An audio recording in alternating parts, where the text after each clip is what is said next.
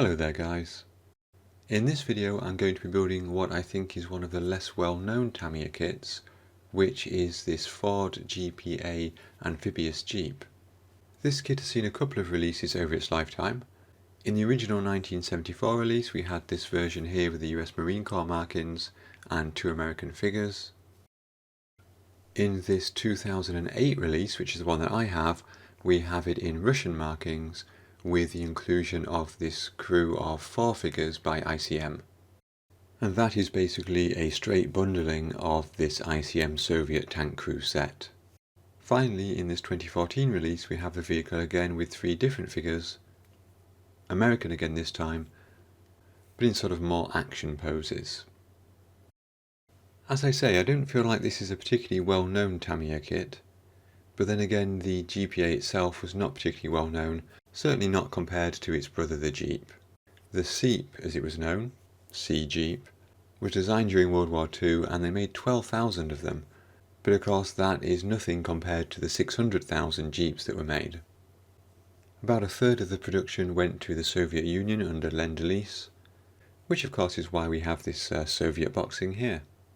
The Seep itself was not particularly popular. It was quite prone to being swamped and therefore couldn't carry nearly the number of troops or the amount of cargo as its specification would have suggested.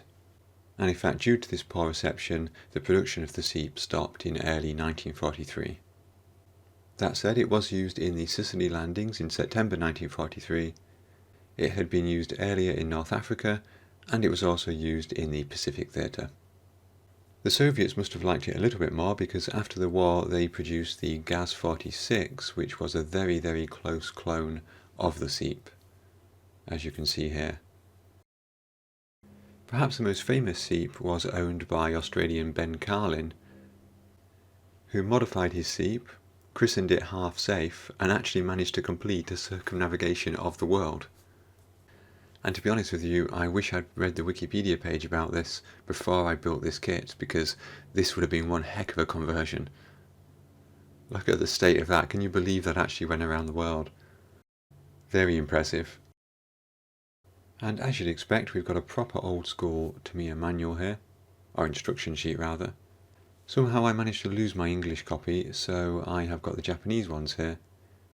You'll notice that this contains the instructions for the standing figure and the driver figure from the original boxing, which are actually still included in this kit. Then we have a separate sheet for the Soviet tank crew. Now the reason I bought this kit is because this was actually the first model kit that I bought when I got back into modelling around 2015-2016, and the first one that I built.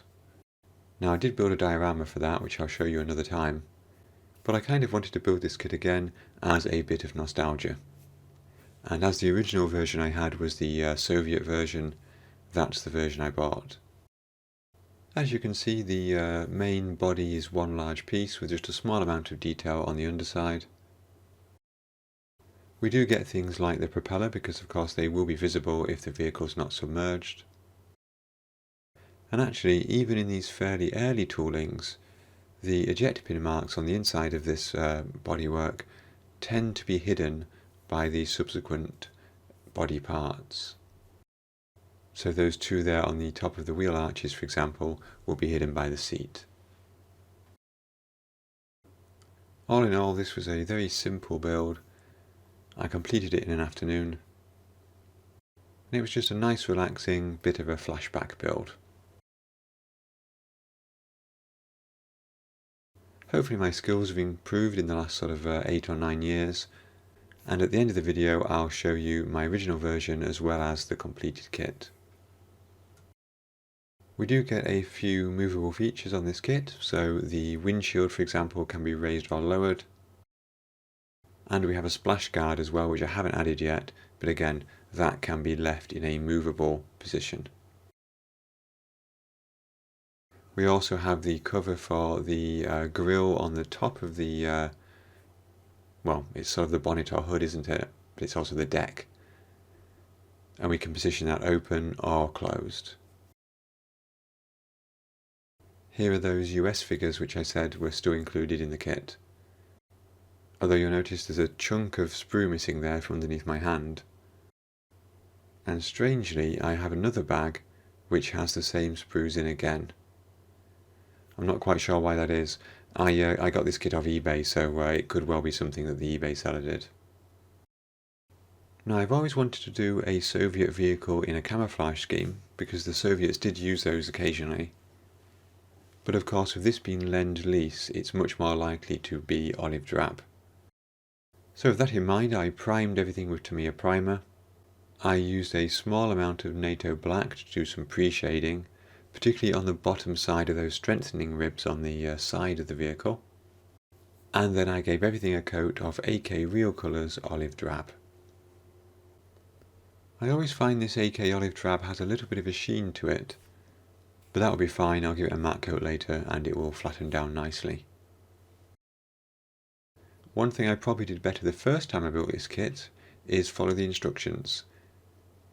I got a bit overconfident here and I forgot to add the wheel hub to the tyres before I put the two halves together.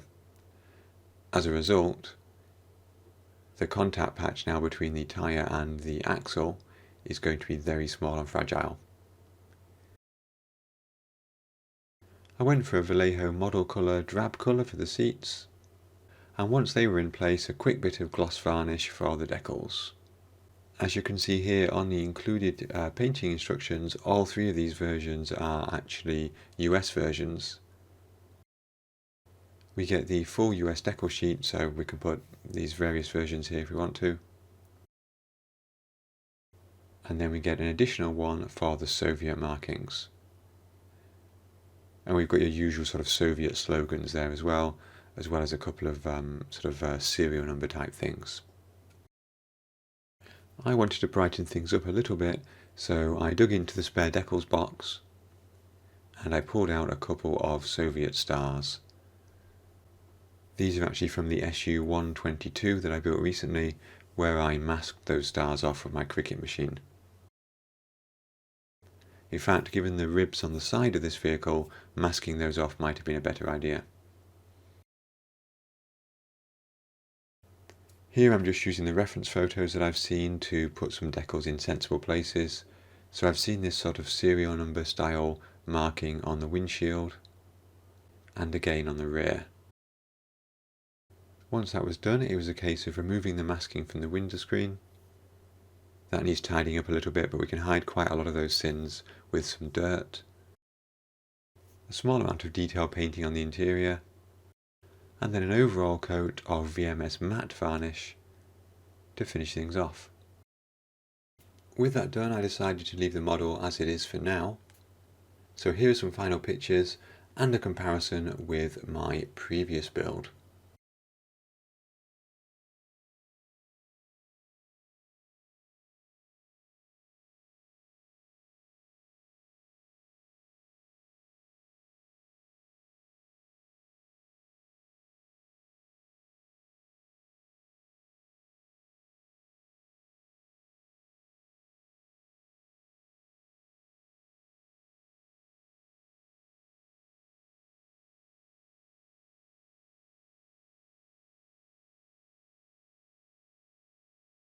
And there we go guys, that was my very quick build of the Tamiya 1/35th scale Ford GPA Seep in Russian markings.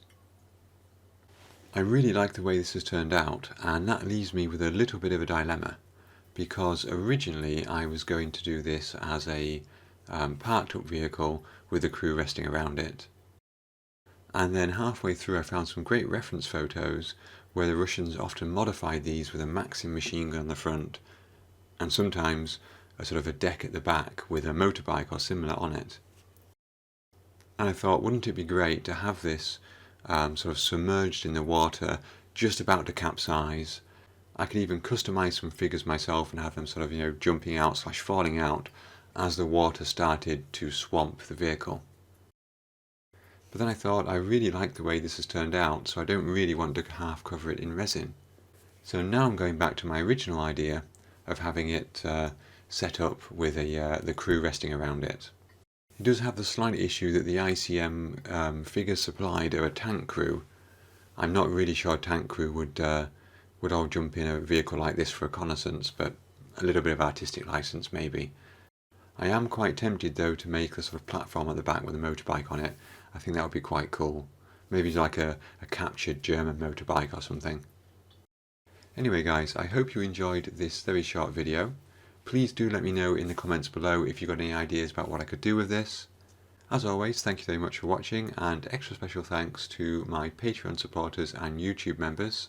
I will see you all in another video very soon. So until then, thanks again for watching and have fun modelling.